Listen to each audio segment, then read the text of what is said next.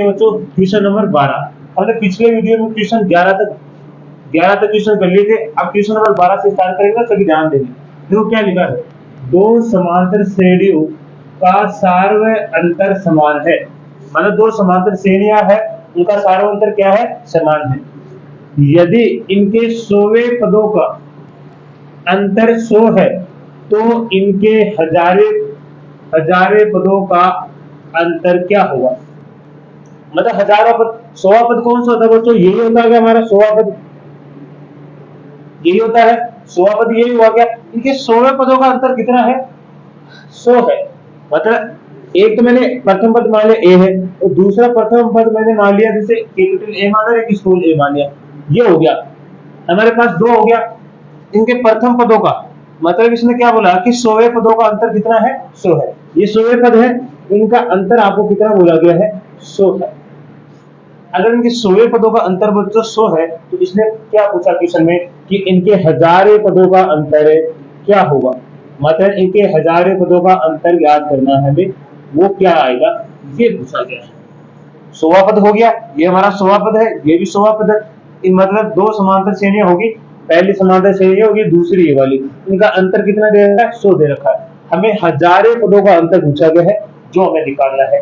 और ये भी कहा गया है इनकी जो समांतर श्रेणी है, इनका सार्वंतर क्या है, समान है। सार्वंतर मतलब बी का मान है ना, वो क्या है, समान है। तो देखो इसे मानेंगे कैसे, तो लिखेंगे कैसे, ये आप ध्यान से देखेंगे।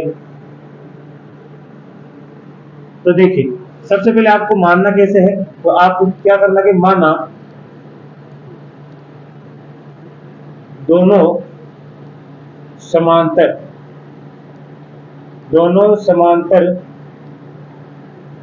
श्रेणियों का सार्वय अंतर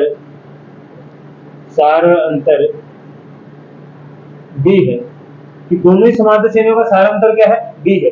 तथा प्रथम श्रेणी का प्रथम पद कैपिटल ए तथा दूसरी समांतर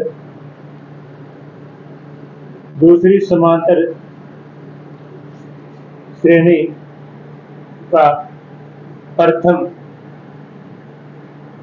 पद कैपिटल स्मॉल ए है। क्या है, स्मॉल ए बोलते हैं ना, दूसरे एबीसीडी वाला ए है। ठीक है, ये हमारे पास इसका प्रथम पद क्या हो गया, कैपिटल ए, और इसका हो गया स्मॉल ए। अब आपको क्या कहा गया, पहली शर्त में देखना है। तो पहली शर्त में आपको क्या कहा कि पहली शर्त है आपकी, पहली शर्त, तो यह पहली शर्त क्या लिखोगे आपकी, प्रथम 100वें पदों का अंतर, प्रथम 100वें पद माइनस, ऐसे बोला ना, या आप डायरेक्ट भी लिख सकते हो। क्या लिख सकते हो वहां पे, डायरेक्ट भी ऐसे प्रथम एपी का 100वां पद, या फिर आप क्या लिख सकते हो, या एक और तरीका है, देखो इसको कैसे लिख सकते हो। तो या आप लिख सकते हो जैसे प्रथम एपी का 100वां पद माइनस दूसरी एपी का 100वां पद बराबर कितना है, 100।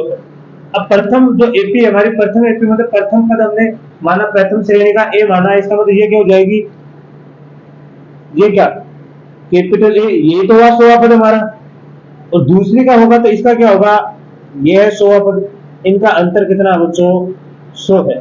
ये हमारे पास समीकरण नंबर 1 नहीं देंगे, एक बार इसको यहाँ तो रखें। ठीक है, अब ये देखो 100वां पद होता है क्या हमारे पास, तो यहाँ से क्या लिखोगे आप, ए प्लस 99d, यही तो होता है। तो ऐसे इस वाले का क्या होगा, ए प्लस 99d बराबर 100। ठीक है, तो यहां से आपके पास ए प्लस 99d माइनस ए माइनस 99d बराबर 100। आप देखोगे 99d से 99d कट गया, यहां से क्या आया कैपिटल ए माइनस स्मॉल ए बराबर 100। ये आपके पास समीकरण नंबर क्या आ गया? 1। समीकरण नंबर क्या आ गया? 1। ऐसे आपको दूसरी शर्त में आपको क्या कहा गया इसमें? दूसरी शर्त में क्या कहा, वही हमें लिखना है कि प्रथम एपी का 1000वां पद माइनस दूसरी एपी का 1000वां पद, ठीक है, बराबर क्या लेके आना है हमें? 100 लेके आना है, ठीक है, मतलब सॉरी अंतर कितना आएगा ये लेके आना है। तो यहां से आपके पास क्या आ जाएगा? 1000वां पद माइनस क्या आएगा? ये भी के स्मॉल है 1000वां पद बराबर, और उसके बाद चिन्ह लगा दे, या इसके बराबर आप पूछे मान लीजिए मैंने मान लिया के, माना, ठीक है, मैंने लिख दिया माना के है, ठीक है। तो यहां से आपके पास क्या आएगा? Capital A plus 999 D minus small A plus 999 D बराबर के। तो यहां से आएगा ए प्लस 999 डी माइनस ए माइनस 999 डी बराबर के। 999 डी से 999 डी कट गया, यहाँ आ गया कैपिटल ए माइनस स्मॉल ए बराबर के। ये समीकरण नंबर हमारे पास क्या हो गया? 2। अब देखो समीकरण 1 और 2 की तुलना कीजिए बच्चों, सेम है क्या दोनों? तो आप क्या लिखोगे कि समीकरण 1 और 2 से, समीकरण 1 और 2 से आपके पास क्या आ जाएगा? के बराबर आ जाएगा 100। इसके बराबर आ जाएगा कि इसका पूरे का मान कितना है? इस पूरे का मान 100 है, ये रहा। तो इसका मतलब के का मान कितना हो जाएगा? 100। अब आप देख रहे हो बच्चों, आपकी जो हजारवीं पदों का योगफल अंतर है ना, वो भी कितना है? 100 है। इसने पूछा क्या आगे क्या? हजारवीं पदों का अंतर भी कितना आ रहा है आपके पास? 100 आ रहा है। इसका मतलब आपसे सीधी सी बात ये हुई कि हजारवीं का पूछा या 10,000वीं श्रेणी का अंतर हमेशा कितना आएगा? समान आएगा, मतलब 100 ही आएगा। अगर यार 10वें हजार का पूछता तो भी क्या आता? 100 ही आता। ये आपका उत्तर था। तो इसका स्क्रीनशॉट लीजिए। अब अंत में आप लिख भी सकते हो कि हजारवीं पदों का अंतर कितना है? 100 ही होगा। क्या होगा? 100। तो स्क्रीनशॉट लीजिए, फिर अगला क्वेश्चन करते हैं। अगला क्वेश्चन देखिए बच्चों, क्वेश्चन नंबर 13। क्या लिखा है? 3 अंकों वाली कितनी संख्याएं 7 से विभाज्य हैं? आपसे क्या पूछा गया है कि ऐसी कितनी संख्याएं हैं 3 अंकों की जिसमें क्या जाता है? 7 का भाग जाता है, 7 से विभाज्य होती है। इसका मतलब हमारी सबसे छोटी 3 अंकों की संख्या क्या होती है बच्चों? 100 होती है क्या? और अंतिम 3 अंकों की सबसे बड़ी संख्या क्या होती है? 999। क्या ये सही बोला मैंने कि यही होती है? अब देखो इसको करना क्या, आपकी जो प्रथम संख्या है ना 100, मतलब पहली 3 अंकों की सबसे बड़ी सबसे छोटी संख्या, इसमें आपको क्या करना है? इस 100 में किसका भाग लगाना है आपको? इस 7 का। तो 7 से विभाज्य बोला ना, तो इस 7 का भाग लगाएंगे। कितना आएगा? 7 एकम 7, कितना बच गया? 3। फिर कितना बचा? 0। 7 चौका कितना हो गया? 28। कितना बचा आपके पास? 0 2। अब ये 2 बचा है आपके पास, कितना बचा है? 2। तो आपको क्या करना है? इस 7 में से कितना कम करना है? 2 करना। कितना बचेगा? 5। कितना बचा है? 5। इसका मतलब आपको इस 100 में क्या करना है? 5 जोड़ना है। तो ये कितना हो गया? 105। इसका मतलब जो समांतर श्रेणी का जो प्रथम पद होगा कौन सा होगा? 105, जो किससे विभाज्य होगा? 7 से विभाज्य होगा। क्या होगा? 7 से। और आपको अंतिम ये वाली जो 999 हमने इसमें तो 105 जोड़ा, इसमें एक क्या करना आपको? क्या करना? 5 कम करना है। तो ये कितना आ जाएगा? 994। कितनी हो जाएगी? 994। अब 2 पद तो हमारे अंतिम पद भी आ गया और प्रथम पद भी आ गया। और दूसरा पद निकालना, जैसे निकालना तो आप क्या करना है? इसमें 7 जोड़ते चलना है। तो ये कितना हो जाएगा? 112। फिर कितना हो जाएगा? 119। ऐसे हमारी समांतर श्रेणी चलती जाएगी। तो ये हमारे पास कौन क्या प्राप्त होगी? हमारी एपी प्राप्त हो गई। इस तरह आपको एपी निकालना है। अब जब एपी बन गई है तो हम इन क्या करेंगे? ऐसे पता लगाएंगे कि 3 अंकों कितने संख्या है। इसका मतलब आपको पूछा गया है एन का मान कितना आएगा, यही आपका। अब एन का मान ही क्या रहेगा कि कितनी संख्या बताएगा कि भाई 7 से विभाज्य होती है। तो यहां से देखो ए का मान आपके पास कितना रहेगा? 105। डी का मान आपके पास वही रहेगा, एक दूसरे पद में से पहला पद घटाओगे तो कितने का अंतर आएगा? 7 का, क्योंकि 7 है तो जोड़ते चल रहे हैं। प्रथम पद में पता चल गया कि भाई 105 है, फिर हम 7 जोड़ते चलेंगे और अंतिम में 7 5 घटा देंगे। बस ये हमारा हो गया। और ये जो क्या है हमारा अंतिम पद है, मतलब ए एन का मान या फिर आप एल का मान मान सकते हो 994। तो आसानी से आप निकालोगे, यहां लिखोगे एपी का एनवा पद क्या होता है, ए एन बराबर A plus N minus one into D. तो ए एन का मान तो आपके पास कितना है 994, ए का मान है 105 प्लस एन का मान आपको निकालना ही है, तो डी का मान कितना है 7।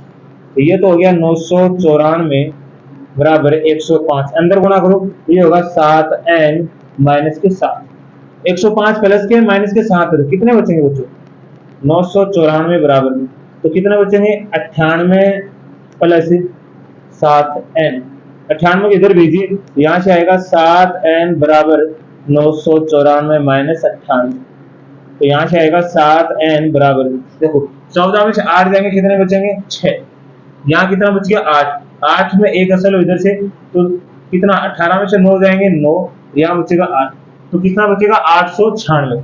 तो यहाँ से आप इधर की तरफ लिखोगे, तो मैं इधर वाला मिटा देता हूं, तो क्या आएगा n बराबर 896 बटे 7, काटो, ये आएगा 7 एकम 7, कितना बच गया 1, 7 दूनी 14 का कितना बच गया 5, 7 8 56, तो n का मान आपके पास कितना आ गया 100 सॉरी बच्चों 128, कितना आ गया 128। तो आप क्या लिख सकते हो, अतः एपी में 128 क्या पूछा गया है कि कितने विभाज्य कितने पद होंगे, एपी में 128 पद होंगे जो 7 से विभाज्य है, 7 से विभाज्य है, ये आपका उत्तर है कि एपी में 128 पद होंगे जो किससे विभाज्य होंगे 7 से विभाज्य होंगे बच्चों, क्या होंगे 7 से विभाज्य। तो इन दोनों का बीच का जो अंतर आएगा मतलब डिफरेंस आएगा वो कितना आएगा 128 पद है इनके इस श्रेणी के बीच में, कितने हैं 128 पद जो किससे विभाज्य होंगे 7 से विभाज्य, ये हमारा उत्तर था। तो इसका भी स्क्रीनशॉट लीजिए, फिर अगला क्वेश्चन करते हैं हम। अगला क्वेश्चन देखेंगे बच्चों, क्वेश्चन नंबर 14, सेम वैसा ही क्वेश्चन है, 10 और 250 के बीच में 4 के कितने गुणज होंगे, आपसे वो पूछा गया कि 10 और इसमें आपको 10 और 250 में पूछा गया है कि इसमें इनके बीच में 4 के कितने गुणज है, ये पूछा गया है, ठीक है। तो वही काम करना हमें, जो प्रथम पद हमारा 10 इसमें किसका भाग लगेंगे 4 का, तो कितना आएगा 4 दूनी 8, कितना बच गया बच्चों 2 बच गया। अब जो 2 बचा ना, इस 4 में से कितना कम करेंगे 2, जिसमें भाग लगा रहे हैं जिससे भाग लगा उसमें 2 कम करेंगे, कितना है 2, तो आपको जो इसका प्रथम पद है इसमें कितना कम जोड़ना है 2, ये हो गया 12, कितना हो गया 12। अब आगे जोड़ते चलना, आपको कितना जोड़ना है 4 से 4 के गुणज में 4 जोड़ो कितना होगा 16, कितना होगा 20, और अंतिम में मैंने क्या कहा था इसमें 2 कम करना है, इसमें जोड़ा तो इसमें 2 कम करेंगे तो ये कितना हो जाएगा 248। तो आपकी एपी क्या निकल के आई है, ये वाली आपकी एपी है, ठीक है। अब आसानी से आप हल कर सकते हो, कोई दिक्कत ही नहीं होगी।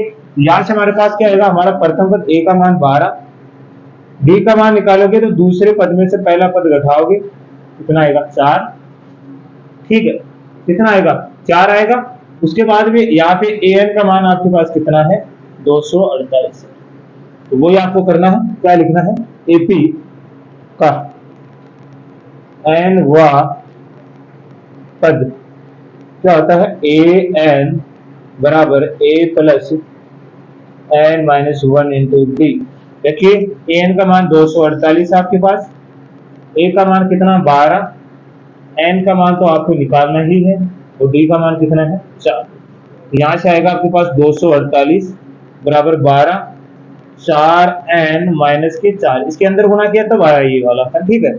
248 बराबर 12 में से 4 जाएंगे तो कितने बचेंगे 8 प्लस 4n, तो आप इधर भेज दो, तो यह आएगा 4n बराबर 248 माइनस 8, तो यहां से आएगा 4n बराबर 240, ठीक है।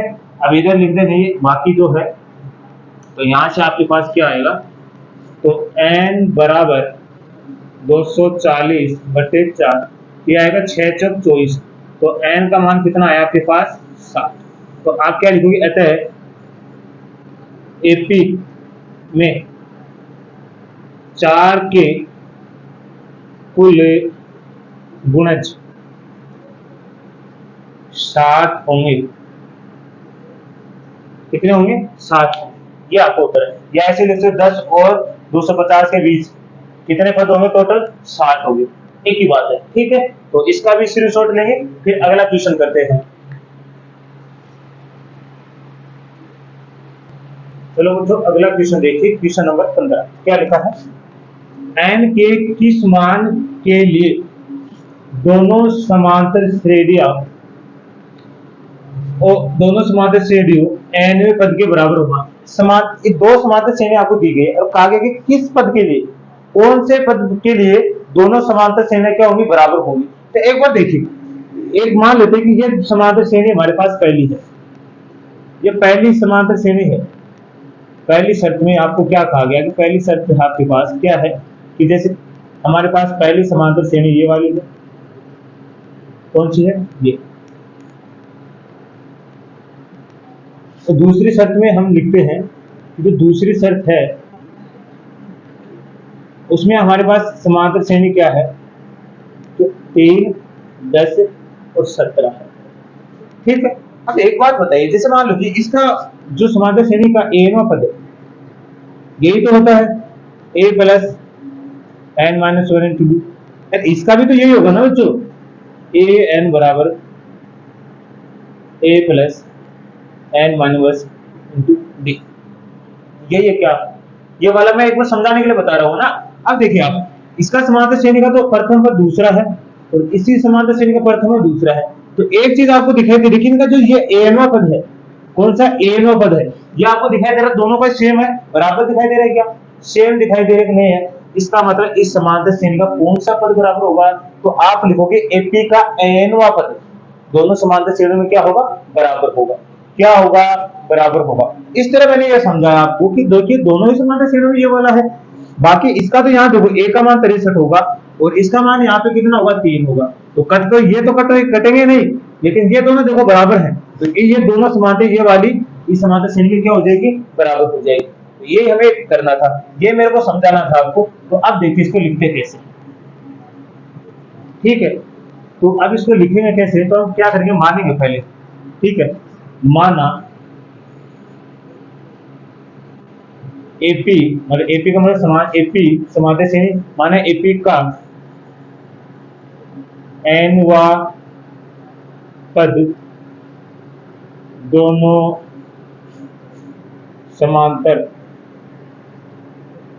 समांतर श्रेणियों में बराबर होगा। कोई दिक्कत तो नहीं है ना आपको? इस तरह मानना है। अब पहली समांतर श्रेणी की आपको लिखनी है, पहली समांतर श्रेणी, समांतर श्रेणी क्या आपके पास? तो यहां से एपी आपके पास दे रखे कितने? 63, 65, 67। यहां से आपके पास ए का मान कितना आएगा? 63। डी का मान आएगा दूसरे पद में से पहला पद घटाओ, कितना आ गया? 2।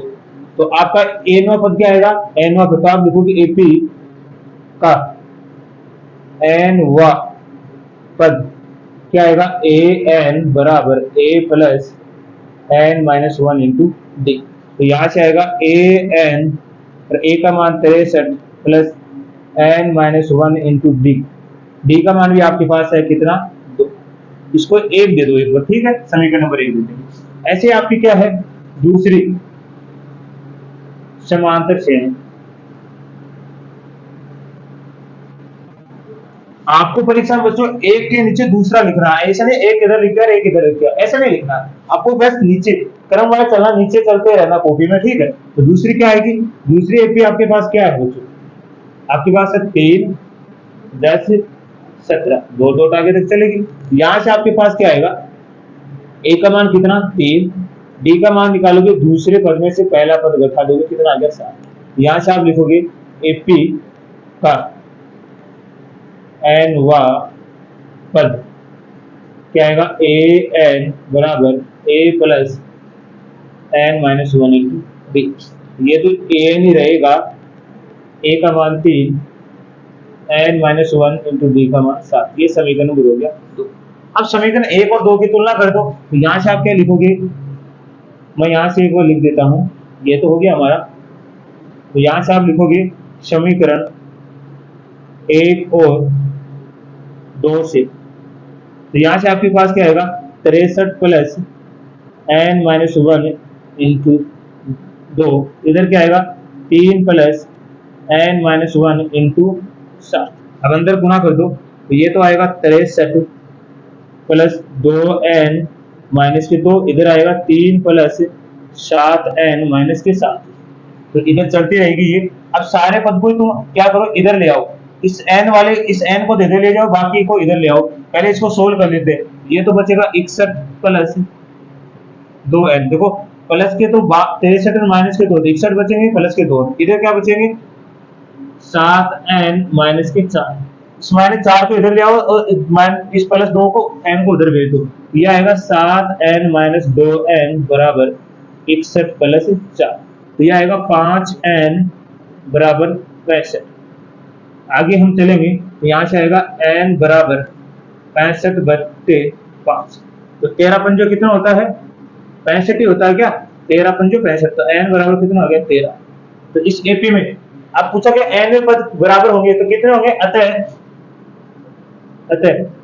एपी के 13वें पद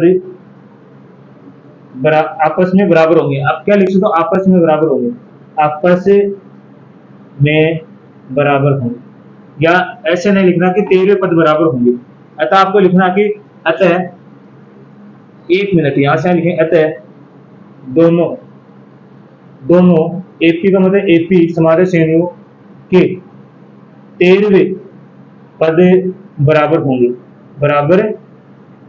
अब सही है, ठीक है, अब कोई दिक्कत नहीं है। अब देखो एकदम सही लिखा। इस तरह आपको क्वेश्चन करना है, एक भी नंबर नहीं घटेगा आपको बच्चों।